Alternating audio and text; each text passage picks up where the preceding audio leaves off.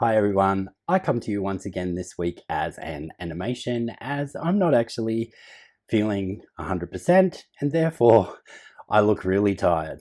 So please indulge me again with this quick animation and welcome to week 11 of our Hometown Charms Sew Along hosted by Pat Sloan at her website ilovetomakequilts.com.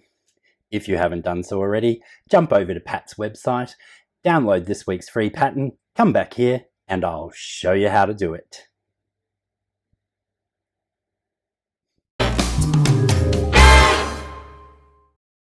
No surprise today that we start where we start every week with our pieces already cut out and ready to go. You will notice once again that I do not have the pieces cut for the flying geese as per the pattern directions, as I'm going to do them 4 at a time. Yes, I'm aware that we are still waiting for me to put that extra video out of the flying geese 4 at a time on its own, and I hope to get that done this week. We are going to start with the half square triangles, and to do so, we need to draw a diagonal line on the back side of one pair of our squares. Pair those up with the other half of our half square triangles. So 1/4 of an inch on each side of our drawn line. Slice them down the middle and then press and then trim to size.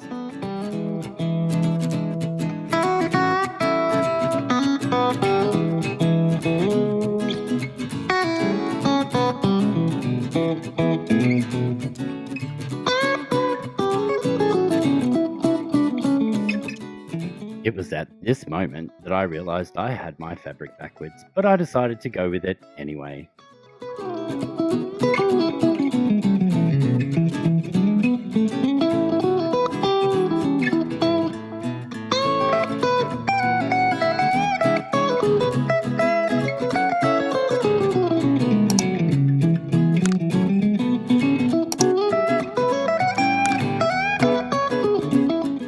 If you've watched any of my previous videos, thank you so much.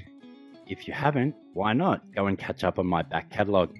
But if you have, you will know that I like to trim my half square triangles 2 at a time. And again, we notice that I actually have my other fabric backwards. To trim my half square triangles, I nestle the seams together, then I make sure the diagonal from my square ruler is on the stitching line.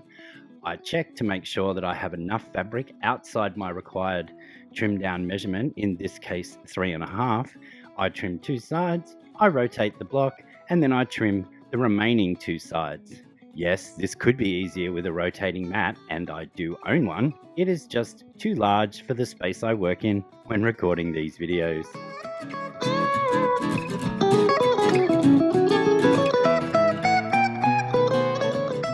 Now that our half square triangles are made, let's move on to the 9 patch in the middle. I'm going to lay it out as per the pattern, and because I'm using a directional fabric, I need to ensure that all of my pieces are in the correct orientation. This will just be sewn together as per 9 patch construction by first doing all the vertical seams and then the horizontal seams. Let's sew.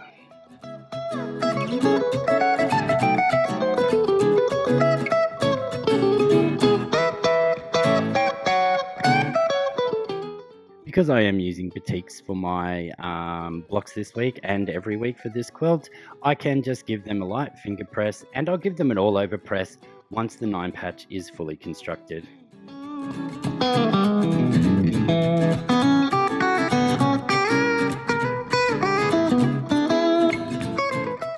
Hopefully you noticed during the construction of this 9 patch that on the top and the bottom row I pressed the seam allowances out towards the red, and in the center I pressed it in towards the red so that all of our intersections would nestle and we would have perfect matching points. We'll now give this an all over press before moving on to doing the flying geese 4 at a time.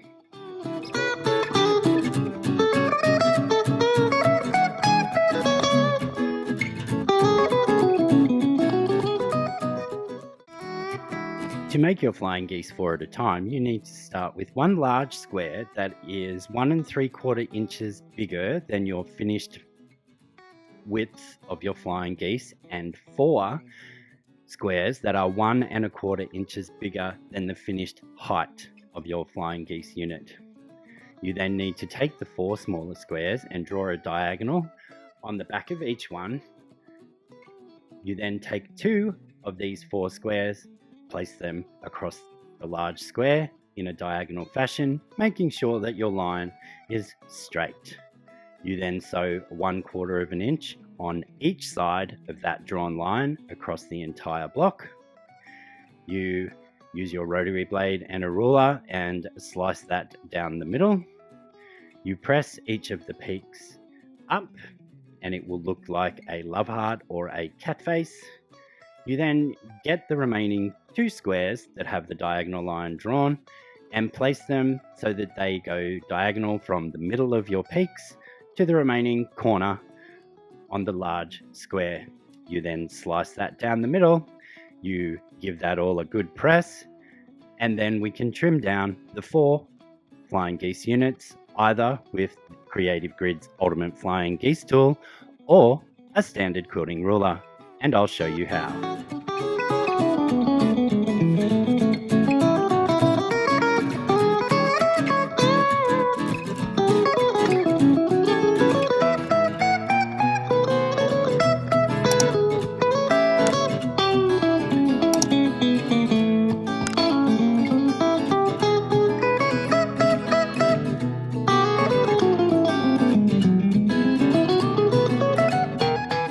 Sorry folks, I'm coming back to do the voiceover on this.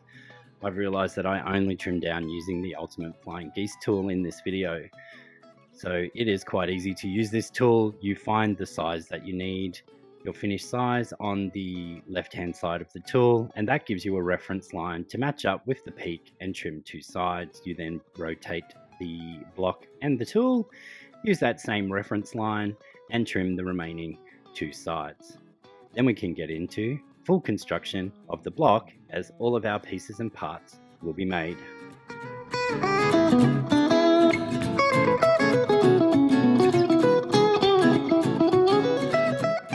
The layout of this block is once again a 9-patch construction. It seems that a lot of blocks after you make your pieces and parts come down to either a 4-patch, a 9-patch or a 12-patch, and they're quite easy to put together. I've inserted the image from the pattern in the top left hand corner there, and we'll lay it out as required. Then we will complete this in the 9-patch construction as we did for the center by doing all of the vertical seams and then the horizontal seams, and our block will be done.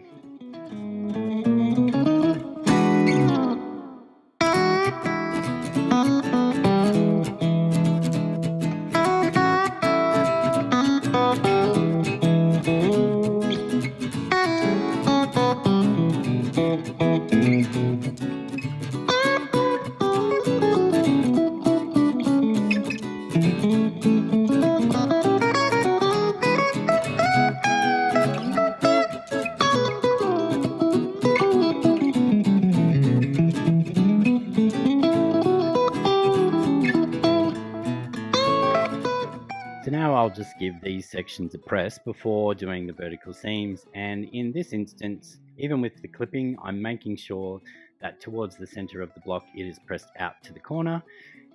The middle of the block we're pressing towards the 9-patch, and the bottom row is the same as the top, and this will ensure that all of our seams nest and we will have a nice flat block.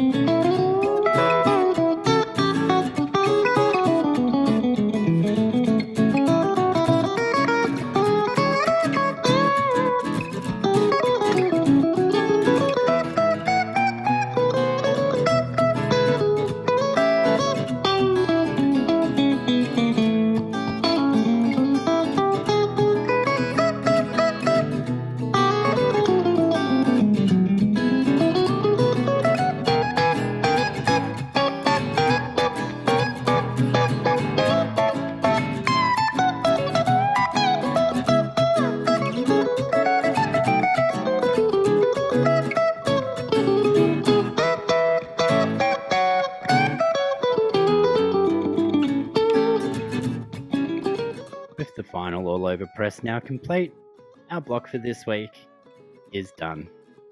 Thanks for joining me again this week, folks. Don't forget, if you haven't done so already, click the subscribe button, like the video, share it with a friend, but most importantly, tickle the little bell icon to be notified of all my future releases. I will see you all again next week.